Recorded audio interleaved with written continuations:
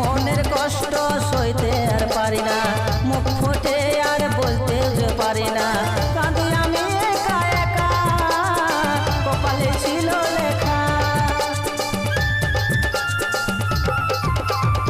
মনের কষ্ট সইতে আর পারি না, মুখ ফুটে আমি বলতে যে পারি না। কাঁদি আমি একা একা, কপালে ছিল লেখা। আজ আমি সাথী বড় যে অসহায়, বাঁচে থাকায় আমার হলো রে বড় দায়।